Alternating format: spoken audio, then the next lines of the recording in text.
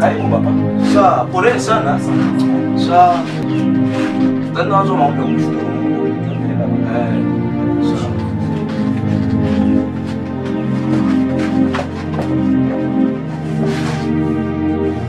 Mungu anaketi mahali patakatifu, Mungu mwenye uwezo, Mungu mwenye nguvu. Wewe ni Mungu mwenye mamlaka, Alfa na Omega. Haleluya, Mungu mwenye tukufu. Konte Israel. Haleluya, Jesus. Haleluya. Lesa mkombe ya kulonga kala kama vita. Iya tuwa kwite. Lesa wamigeregere. Haleluya, konte. Haleluya. Paira stai. Haleluya. Wasema katika jina la Yesu. Amen. Tunashukuru baba.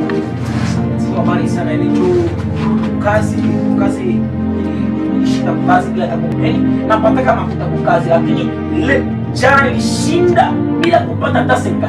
Ndio kaniambia tuite pastor wa kanisa wa imani kule kwa Reverend Feli kule na bakapata Mungu nikasema hakuna shida. Na mwezi mbele unafika kwa mzazi wetu. Sijui kama Mungu anasema nini. Ongea tujue ndio pastor uko naongea baba. Ena Feli wangu. Kweli. Sisi tulifundishwa Kikristo kama mtumishi wa Mungu, naona maneno mabaya kusema sema. Baba, usituambie baba, usituachungize. Tuambie. Hapana. Baba, unajikuta tu. Sisi tulifundishwa maneno ya Mungu. Ndio. Ukiona jambo bana wao karibu kuropoka. Baba yangu usijali. Usiruhusu kuacha mbuzi lakini kuna kamata mkamba. Tuache wazi baba. Kweli. Maneno yako. Baba ongea baba, usijali. Ila inabidi tulisema. Ongea baba, ongea. Uko na vita mwaka bambi kwa mambo yako. Vita mwaka bambi wema wako. Kwa vita mwaka bambi kwa mambo yako sana. Uko na vita vimekukatatiza sana. Na ile vita ndio inatokea ng'ambo wa familia yako.